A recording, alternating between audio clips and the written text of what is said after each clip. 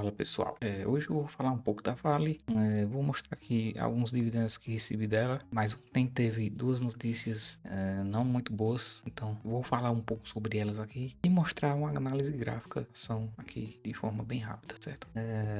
Vale, no momento da gravação desse vídeo, tô gravando aqui dia 21/3, a Vale está cotada aqui a 61,73, está com PL de 7,04, até que está com um bom PL. Está com um PVP aqui de 1,47, né? Ou seja, ela está com preço 47% mais caro do que o seu real valor, né? Está com dividend yield de 11,31%. Vamos dar uma olhada aqui em alguns indicadores rápidos. O LPA vinha tendo essa queda, teve essa estabilização. Então vamos ficar de olho se vai ter alguma continuidade de queda ou se ela vai voltar a subir. O LPA caindo, para mim é uma coisa que tem que ficar atento. Eu também gosto de olhar o ROI. O ROI também vem refletindo o seu LPA, né? Vem caindo e dá uma certa estabilização. Então, vou ficar atento nos próximos balanços. A Vale está com um dividend yield médio dos últimos 5 anos de 8,12%. Então, é um ótimo dividendo, seguindo a metodologia Décio base, né? O último dividendo foi de R$ 2,73. Inclusive, caiu na minha carteira, no caso, antes de ontem, né? Eu tenho aqui 100 vales, recebi 2,74 dividendos e caiu R$ 273,85 na minha conta. Tenho outros dividendos aqui para receber, mas isso eu já falei em outro vídeo. Qualquer coisa dá uma olhada nele e mostra aqui os dividendos que eu vou receber nos próximos meses. Inclusive um bem gordo aqui, da TAI 11, e a data com ainda vai chegar, que é dia 3/5. E descendo aqui nos indicadores da Vale, a Vale 3 ela é um Teng Along 100%, né? Ou seja, o investidor tem uma proteção caso a empresa seja vendida, liquidada, saia da bolsa, né? Atualmente ela tem um número total de ações de 4,54 bilhões, né? Ainda é um bom número, né? Para mim, quando começa a passar de 8 bilhões, 8 ou 10, já começa a ficar, já deixa de ser interessante, porque quando tem muitos papéis, a ação dificilmente pagará bons dividendos. Vamos olhar aqui a receita líquida. Tem que ter cuidado na receita líquida. Teve uma queda recente nos últimos anos e agora deu uma estabilizada.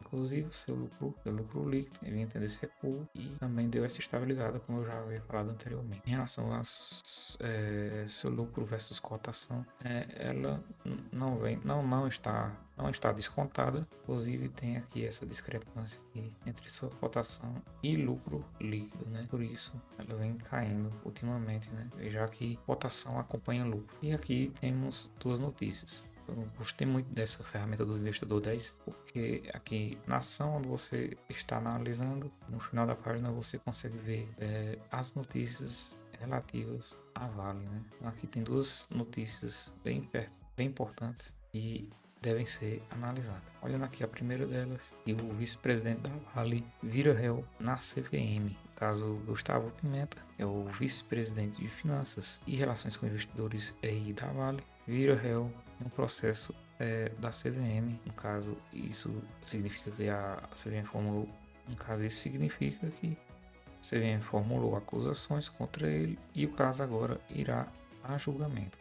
Entendendo o caso, o que ocorreu é que o processo tem como base o vazamento de informações da imprensa sobre a venda de parte da unidade de metais básicos da empresa Arábica Saudita, que de fato essa notícia saiu antes de um comunicado oficial da empresa, né? E algo que não deveria acontecer, pois esse tipo de notícia tem que vir via fatos relevantes, né? Ou comunicados ao mercado, né? Protocolado ali junto à CVM, né? Então essa notícia não poderia ter vazado assim de forma tão descuidada, né? E aqui tem a investigação foi iniciada após a divulgação em 25 de julho de 2023 e uma reportagem do Valor Econômico que reproduzia informações do Wall Street Journal sobre a iminente finalização do negócio por 2,5 bilhões.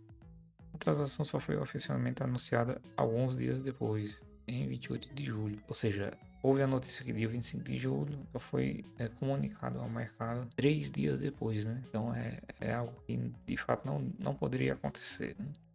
Mas a Vale aqui deu a resposta, né? De modo que as negociações ainda estavam em andamento, mas que a mesma já havia comunicado ao mercado anteriormente, né? E já vinha com esse interesse desde o ano anterior, né? E já tinha essa intenção de vender parte do negócio de metais, né? Ele ainda salientou que as negociações ainda estavam em andamento, mas que não haviam sido concluídas. Ou seja, aí tem esse trecho aqui que fala que da mesma forma não houve ainda uma decisão definitiva sobre os termos finais do possível acordo, inclusive partes e valores envolvidos, nem aprovação interna, os termos da governança da companhia. Ou seja, lembrando aqui que esse caso, a mineradora vendeu 13% de sua unidade de metais básicos por 3,4 bilhões. Embora o Pimenta tenha apresentado justificativas à CVM sobre o vazamento de informações, razões pelas quais a área técnica da comissão decidiu torná-lo réu no processo ainda não estão claras. Esta é a primeira vez que Pimenta é acusado pela CVM, ou seja, ele nunca respondeu a nenhum processo da CVM. Então, vamos ver os próximos passos desse processo, né? E ver o que ela vai resultar. Tá de olho, possivelmente isso já vai estar dando um reflexo nas cotações da ação, né? Já vou mostrar aqui, não foi só essa notícia, ainda teve uma segunda notícia, que a Justiça da Holanda bloqueia 920 milhões de euros em ação contra a Vale, ou seja, quase 1 bilhão de euros, não é nem reais, viu? Aqui as medidas foram concedidas em antecipação à ação judicial de responsabilidade a ser proposta por determinadas pessoas físicas e jurídicas. E a notícia que a Vale informou nesta quarta-feira que sua subsidiária estabelecida em Amsterdã, na Holanda, recebeu ordens judiciais determinando o bloqueio das ações detidas na referida subsidiária em garantia do valor aproximadamente de 920 milhões de euros. As medidas foram concedidas em antecipação a uma ação judicial de responsabilidade a ser proposta por determinadas pessoas físicas e jurídicas. Isso aqui é que não ficou claro, né? Possivelmente deve estar em segredo de justiça, né? Ou coisa do tipo.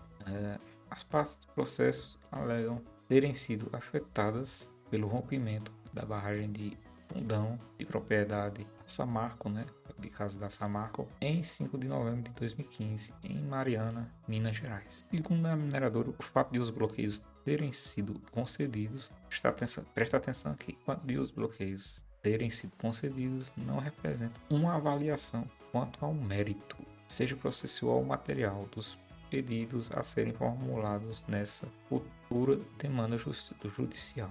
Ou seja, não quer dizer que esse valor aqui está de fato perdido pela Vale.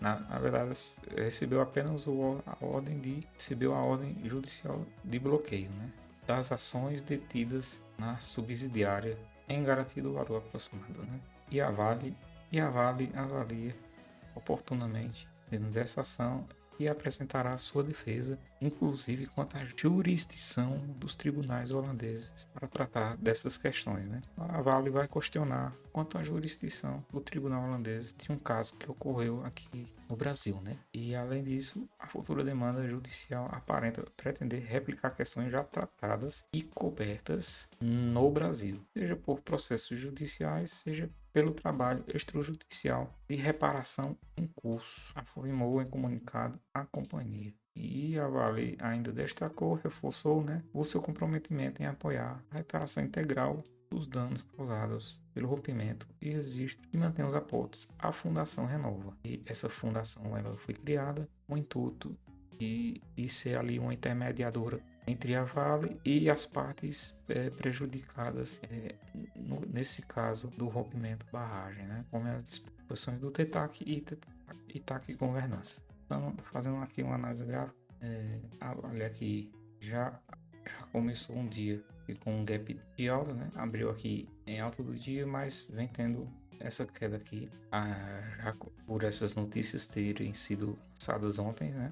De modo que hoje já teve aqui 1,25%, quer dizer, de modo que já teve hoje aqui já 1,56% de queda, aproximadamente, mas em relação ao dia de ontem, teve aqui mais ou menos 0,33%, né? Na verdade aqui 0,26% 1% de queda em relação à cotação de ontem, né? Ou seja, em relação ao fechamento de ontem e em relação ao preço que está agora, ela já teve essa queda em relação ao preço de ontem. Mas só hoje, como ela abriu aqui e ainda teve aqui essa pequena alta, ela abriu com um gap de quase 1%, né? Mas apesar disso, ela já teve ao todo uma queda de 1,52%, né? Mas já chegou a atingir uma queda de 1,65%, né? Ela deu uma pequena repicada para cima aqui ainda, né? Já vem tendo essa grande queda aqui desde dezembro de 2023, né? Já deu uma queda até a cotação atual de 17,57% e já teve uma queda máxima aqui de 20,61% aproximadamente, né? Apesar disso, ela vem tendo uma divergência aqui e seus fundos elas estão tendo fundos cada vez mais baixos e o RSI vem tendo fundos cada vez mais altos. Então, ficar de olho, ver se essas notícias de fato irão ter algum fundamento e se o que essas notícias anunciaram de fato vão ser efetivadas, né? E ficar de olho se a empresa de fato vai perder seus fundamentos, né? Ou se essas notícias acabarão apenas por ruído, né, do mercado, né? Bom, gente, foi só isso. Espero que tenham gostado do vídeo. Se não é inscrito no canal, se inscreve no canal, dá o like no vídeo e dá uma olhada aí na descrição do vídeo, pois tem links parceiros que, se você comprar por eles, não aumentará nada em seu preço, mas ajudará o crescimento do nosso canal. Foi um prazer ter você aqui, então até logo e tchau, tchau.